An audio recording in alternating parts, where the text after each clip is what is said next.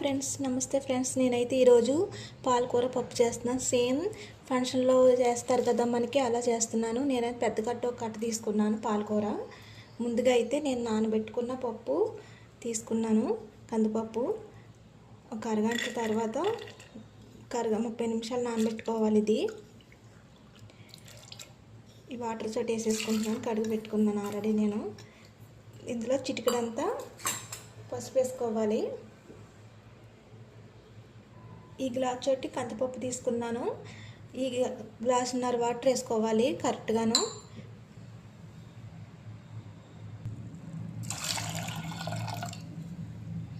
ఇందులోనే పసుపు వేసుకోవాలి.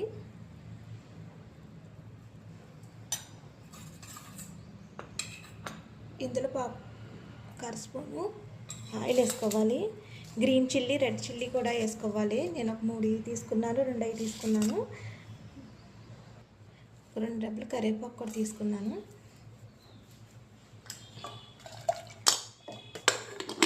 ఒక 3 విజిల్ రానివ్వాలి స్టవ్ మీద పెట్టి. నేనైతే పెద్ద కట్ట తీసుకున్నాను కదా, 2 టమాటాలు కూడా తీసుకున్నాను పప్పులోకి. ఇవన్నీ చిన్నగా మంచిగా కట్ చేసేసుకోవాలి, చిన్నగాను ఆకంతాను.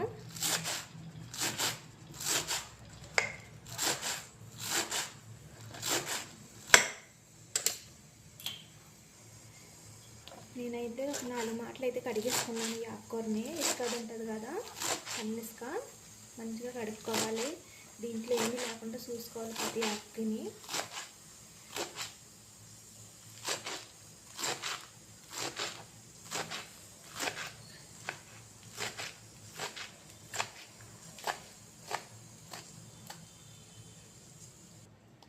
పులుపు కోసం అయితే టమాటాలు వేస్తున్నాను నేనైతేని.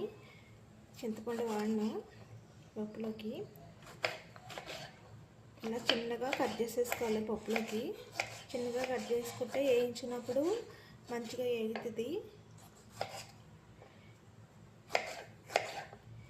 పప్పు అయితే చాలా బాగుంటుంది, టేస్ట్ కూడా అదిరిపోతుంది. ఇంకా అసలు సేమ్ మన ఫంక్షన్లో వేస్తారు కదా మనకి, అలా ఉంటుంది ఇలా చేసుకుంటేనే.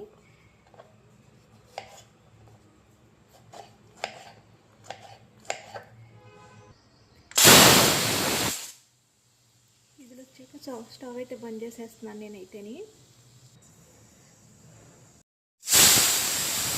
ఒక స్పూన్ ఆయిల్ వేసి ఇందులోనే ఆకుకూర వేసేసుకోవాలి. కట్ చేసుకుని ఆకుకూర ఉంది కదా, బాగా ఏగనివ్వాలి ఆయిల్లోని, పచ్చివాసన పోయి వరకుని.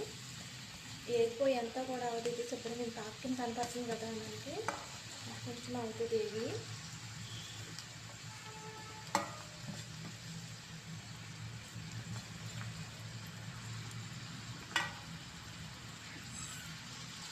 ఒక 2 నిమిషాలు మూత పెట్టుకొని బాగా ఆగనివ్వాలి. ఆకుకూర అయితే చాలా మెత్తగా ఎగిపోయింది, చూసారు కదా ఎంత అయిందో. ఇలా ఆయిల్లో బాగా ఆగనివ్వాలి.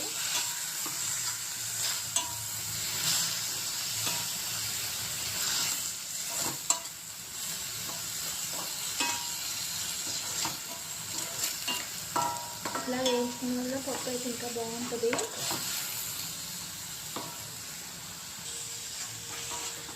ఆకుకూర అయితే వేసిన కదా, ఇందులోనే టమాటాలు వేసేసుకోవాలి. పక్కకి ఇలా పెట్టుకొని కట్ చేసుకున్నాయి.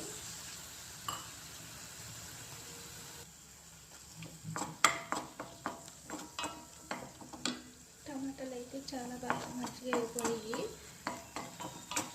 ఇందులోనే అన్నీ మిక్స్ చేసేది ఇదంతాను ఆకుకూర అదిని.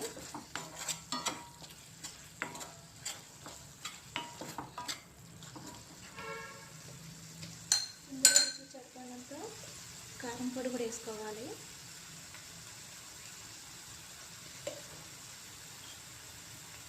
ఇందులో రుచి చెప్పాలంటే సాల్ట్ కూడా వేసుకోవాలి.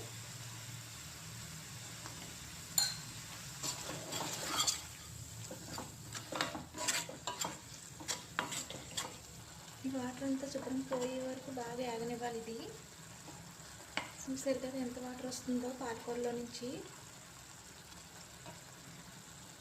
పాలకూర పాలకూర అయిపోయింది కదా, నేను ఇది పప్పులో వేసేసుకుంటున్నాను.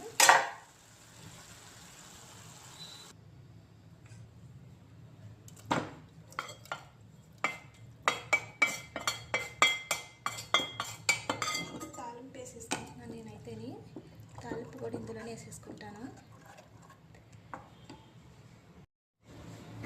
ఇది 3 గుట్లు ఆయిల్ వేసేసుకుని ఒక 2 స్పూన్లు చిన్నెల్లిగడ్డలు ఆయిల్ ఇటెక్కాక చిన్నెల్లిగడ్డలు వేసేసుకోవాలి ఇందులోనే.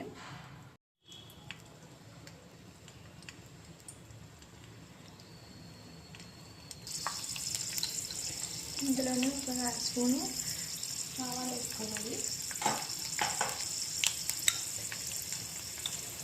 ఇందులోనే జీలకర్ర కూడా వేసుకోవాలి.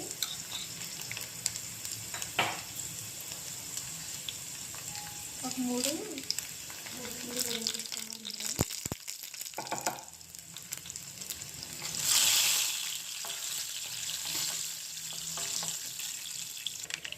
సో కొంచెం బాగా వేయటం బాగుంటుంది పప్పు అయిపోయి. ఇప్పుడు డబ్బు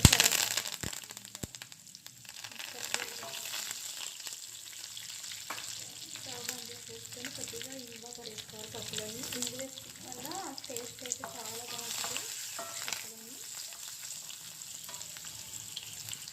స్టవ్ ఆన్ చేసేస్తున్నాను నేనైతే. ఇదైతే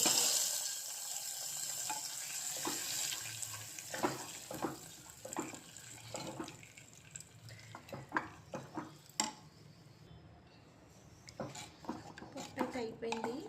ఉప్పు కారం అన్నీ కరెక్ట్గా వేసుకోవాలండి.